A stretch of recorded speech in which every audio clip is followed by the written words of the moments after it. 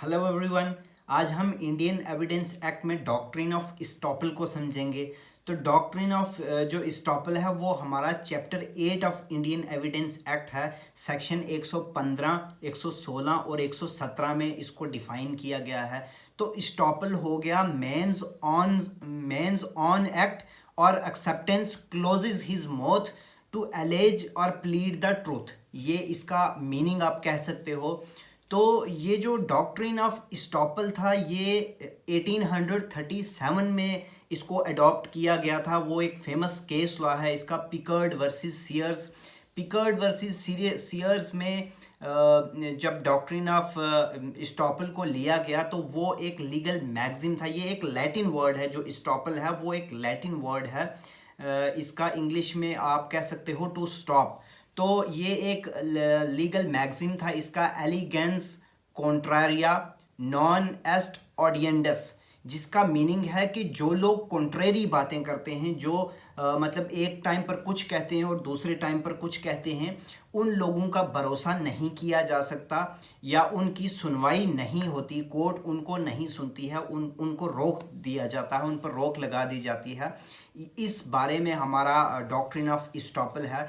तो सेक्शन 115 कहता है कि जब कोई पर्सन कुछ डिक्लेरेशन करता है या फिर वो कोई ऐसा एक्ट करता है या कोई ऐसा ओमिशन करता है जिससे इंटेंशनली किसी दूसरे पर्सन को वो या तो परमिट करता है या उसको खुद ही उस चीज़ पर बिलीव हो जाता है और उसको उसके डिक्लेरेशन पर बिलीव करने के बाद वो उस पर कोई एक्ट कर देता है। अब वो जो पहला पर्सन था जिसके डिक्लेरेशन पर या एक्ट पर इस वाले पर्सन ने कोई एक्ट किया है, अब इस पर्सन को अपनी बात से मुकरने नहीं दिया जाएगा, इस पर स्टॉपल लगा दिया जाएगा। ये हमारा सेक्शन 115 है। इलस्ट्रेशन देखें, आपको समझ आ जाएगा कि अगर ये ए पर्सन है, ये यहाँ पर डिक्लेयर करता है कि ये जो लैंड है ये इसकी है और ये बेचना चाहता है। अब इसके इस डिक्लेरेशन पर इस बी पर्सन ने बिलीव कर लिया। अब इस बी पर्सन ने बिलीव करके इससे ये खरीद लिया। अब बाद में अगर ये पर्सन कहता है कि जिस टाइम पर सेल हुई थी उस टाइम पर मेरा इस लैंड पर मालिकाना हक नहीं था, इसलिए इस सेल को सेट असाइड किया जाए, तो कोर्ट यहाँ पर स्टॉपल लगा देगी, इसको अब इस बात से मुकरने नहीं दिया जाएगा। ये हमारी सेक्शन 115 है। स्टॉपल का जो डॉक्ट्रिन था उसका जिस्ट हम कह सकते हैं यही है। सेक्शन 115 एक्सप्लेन कर दिया, इलस्ट्रेशन दे दी। इंपॉर्टेंट केस लॉ इसमें पिकर्ड वर्सेस सीयर्स, जो हमारे लीगल मैगजिम के ऊपर बेस्ड था। एलिगेंस कॉन्ट्रेरिया नॉन एस्ट ऑडियंडस, और 1837 में ये इम्पॉर्टेंट केस लॉ आया था। और उसके बाद सेक्शन 116 में आ गया 116 स्टॉपल ऑफ टेनांट। अब आप मान लीजिए एक पर्सन है, उसके पास कुछ इमूवेबल प्रॉपर्टी की टेनेंसी है।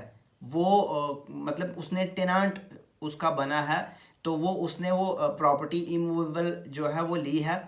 और क्या आप मुझे बताओ कि ड्यूरिंग द टेनेंसी वो उसका मालिकाना हक मांग सकता है? मतलब मान लीजिए ये घर है, ये मैं किसी को मतलब टेनेंसी पर देता हूँ, तो अब जो पर्सन आएगा उसको मान लीजिए कोई डॉक्यूमेंट मिल गए या कुछ ऐसा मिल गया जिस पर उसे ये पता चलता है कि ये घर तो उसके पूर्वजों का है, तो क्या ड्यूरिंग द टेनेंसी वो ये क्लेम कर सकता है कि ये घर उसका है? तो सेक्शन 116 कहता है कि यहाँ पर स्टॉपल लग जाएगा। ड्यूरिंग द टेनेंसी उसको रोक दिया जाएगा, वो मालिकाना हक नहीं मांग सकता। Once a tenant always a tenant, जब तक वो टेनांट है तब तक उसको वो मालिकाना हक नहीं मांग सकता। और section 117 estoppel of bill of exchange, bailee और लाइसेंसी। तो बिल ऑफ एक्सचेंज के एक्सेप्टर को अलो नहीं किया जाएगा कि वो इस बात को डिनाई करे कि जो ड्रॉअर था उसके पास कोई अथॉरिटी ही नहीं थी उसको ड्रॉ या एंडोर्स करने की। ठीक है, इसी तरह से अगर कोई बेली है या कोई लाइसेंसी है, उसको भी अलो नहीं किया जाएगा कि वो इस बात को डिनाई करे कि जब बेलमेंट या जब लाइसेंस कमेंस हुआ था तब बेलर की या लाइसेंसी की कोई भी अथॉरिटी नहीं थी उसको ड्रॉ करने की या उस मतलब उस बेलमेंट को ड्रॉ करने की। ठीक है, और इसमें लेकिन दो एक्सप्लेनेशंस हैं। पहली एक्सप्लेनेशन में ये बताया है कि जो एक्सेप्टर होगा वो इस बात से डिनाई कर सकता है कि बिल उस पर्सन ने ड्रॉ नहीं किया जिसको ड्रॉ करने के लिए कहा गया था। ये एक्सप्लेनेशन 1 में बताया है।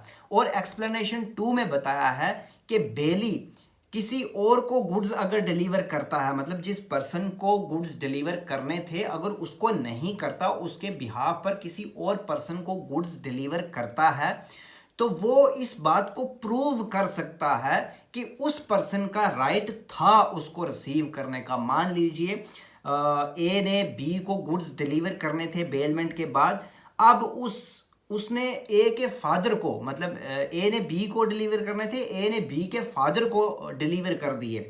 तो यहाँ पर ये प्रूव कर सकता है कि वो जो उसका फादर था वो उसके बिहाफ पर गुड्स लेने के लिए मतलब वो उसका राइट था, उसके बिहाफ पर गुड्स रिसीव कर सकता था वो।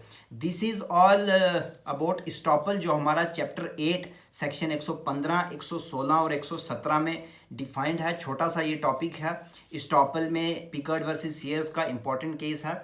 तो ये आई होप आपको समझ आया होगा, वीडियो अच्छी लगी होगी। अगर पसंद आई है तो कमेंट करें, अगर कन्फ्यूजन है तो भी कमेंट बॉक्स में बताएं। वीडियो को लाइक करें, कमेंट करें और अपने दोस्तों के साथ ज़्यादा से ज़्यादा शेयर करें और हमारे चैनल को सब्सक्राइब करें। मिलते हैं अगली वीडियो में। Thank you, bye bye.